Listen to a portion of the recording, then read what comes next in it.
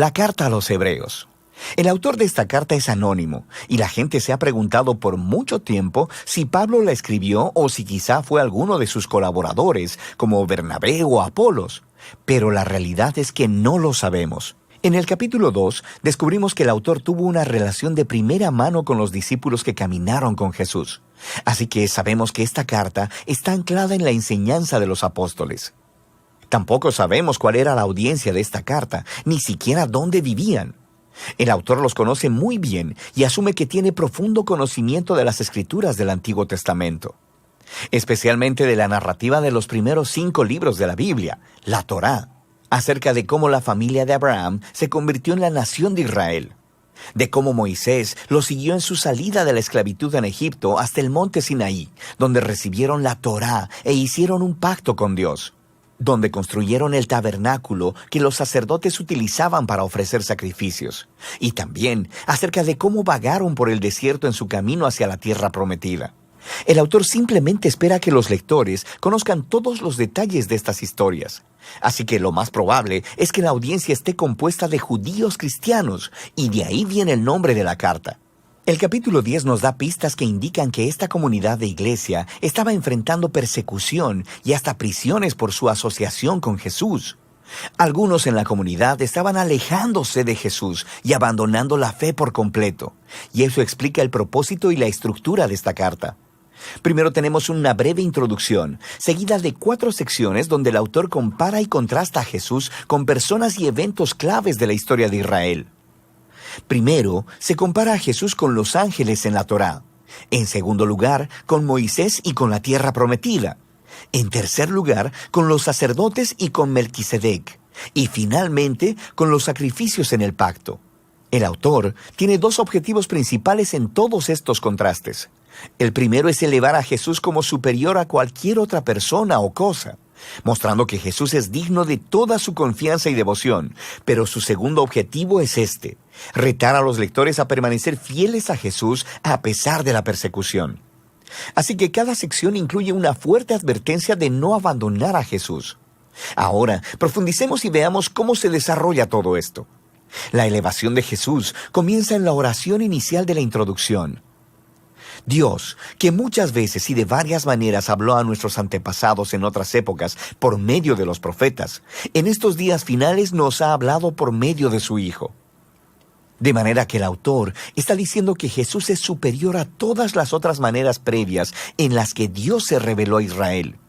Luego, hace la sorprendente declaración que Jesús es el resplandor de la gloria de Dios y la imagen exacta de la naturaleza de Dios. Estas metáforas hacen la identificación más cercana posible entre Jesús y Dios. Así que Jesús es a Dios lo que los rayos de luz son al sol, o Jesús es lo que la impresión en la cera es al sello de un anillo. Para este autor no hay Dios aparte de Jesús. Jesús es Dios hecho hombre como el Hijo, y esta elevada manera de ver a Jesús es la que se desarrolla a través del resto de la carta. En la primera sección, el autor compara a Jesús con los ángeles, lo que podría parecer un poco extraño. ¿Por qué ángeles? En la tradición judía se enseñaba, basado en Deuteronomio 33:2, que la Torá y las palabras de Dios fueron entregadas a Moisés en el monte Sinaí a través de ángeles. Así que al decir que Jesús es superior a los ángeles, el autor está declarando que Jesús y su mensaje de buenas nuevas son superiores a todos los mensajeros anteriores de la palabra de Dios. De manera que la primera advertencia fluye de este mismo punto. Si Israel fue llamado a prestar atención a la Torá, la cual fue entregada por ángeles, ¿cuánto más deberíamos prestar atención al mensaje que fue anunciado por el Hijo de Dios? Y no solo eso, debido a la condición de superioridad de Jesús con respecto a los ángeles, cuán asombroso es que Él entregara ese estado tan alto para convertirse en hombre, morir y sufrir. En Jesús vemos la gloria de Dios en mayor grado, y su gran humildad al Jesús unirse compasivamente al trágico destino de la humanidad. En los capítulos 3 y 4, el autor continúa diciendo que Jesús es superior a Moisés, quien guió a Israel a través del desierto y quien construyó el tabernáculo. Jesús también es el líder del pueblo de Dios, pero en él no vemos el constructor de una simple tienda de campaña, sino de toda la creación. Luego, el autor vuelve a contar la historia de cómo los israelitas se rebelaron contra Moisés en el desierto y perdieron su oportunidad de entrar al reposo que Dios les ofreció en la tierra prometida. Así que aquí viene la segunda advertencia. Si Jesús es mayor que Moisés, ¿cuán mayores serán las consecuencias si nos rebelamos contra Él? Nosotros también estamos en una clase de desierto donde tenemos que confiar en Dios para el descanso futuro en la nueva creación de Dios. Así que asegurémonos de no rebelarnos, como lo hizo Israel en el desierto, y perdamos la generosa oferta de Dios para entrar en su nueva creación. En los capítulos del 5 al 7, el autor compara a Jesús con los sacerdotes que vienen del linaje de Aarón. Su rol era representar a Israel delante de Dios y ofrecer sacrificios que expiaran o cubrieran los pecados del pueblo. Pero él señala que los sacerdotes eran ellos mismos personas imperfectas, así que debían ofrecer sacrificios constantemente por sus propios pecados, así como por los pecados de todos los demás. Algo más era necesario, así que él declara que Jesús es ese algo más. Jesús es el sacerdote definitivo, pero Jesús no vino del linaje de Aarón.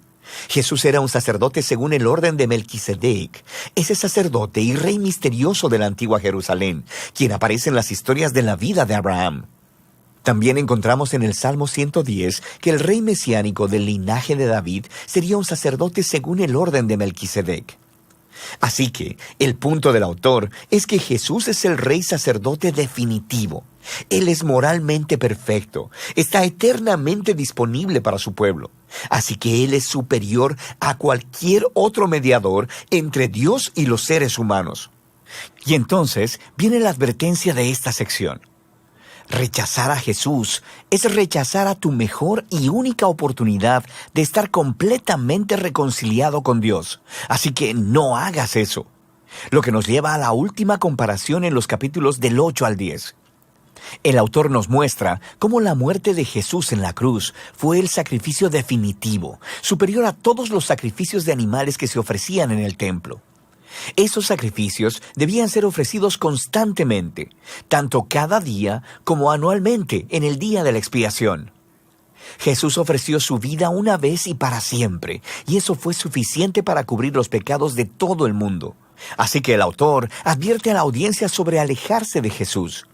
Es como darle la espalda a la oferta generosa del perdón de Dios. ¿Por qué harías eso? Nos dice que el sacrificio de Jesús es permanente y es el fundamento del nuevo pacto del que hablaron los profetas, donde todos los pecados son perdonados. Así que ahora que el autor ha elevado a Jesús por medio de todos estos contrastes, esta sección final es un gran reto a seguir a Jesús. Piensa en el gran panorama. En Jesús han encontrado la palabra misma de Dios. En Jesús tienen esperanza para estar en la nueva creación. Jesús es su eterno sacerdote. Él es el sacrificio perfecto. Así que ahora ellos deben seguir a todos los grandes modelos de la fe que se encuentran en la historia de las Escrituras y deben permanecer fieles a Jesús, confiando que a pesar de cualquier dificultad y persecución, Dios no abandonará a su pueblo. Ese es el flujo de pensamiento básico a través de la carta, la cual al final el autor dice que es una breve palabra de exhortación. Aquí hay algunos otros consejos para leer esta carta. Cuando el autor cite de las Escrituras del Antiguo Testamento, lo cual sucede en casi todas las oraciones, detente y busca las referencias y lee la cita en su contexto original. Y a veces te confundirás, pero en la mayoría de las veces podrás ver conexiones geniales que de otra manera nunca hubieras notado, así que vale la pena el esfuerzo. También deberías saber que estos pasajes de advertencia te pondrán incómodo, y ese es el punto. No están ahí para asustarte, están ahí para mostrarte que rechazar a Jesús es tonto, porque Él es asombroso. Estas advertencias sirven al propósito principal de la carta: mostrar que Jesús es la revelación definitiva del amor y la misericordia de Dios. Y de eso se trata la carta a los Hebreos.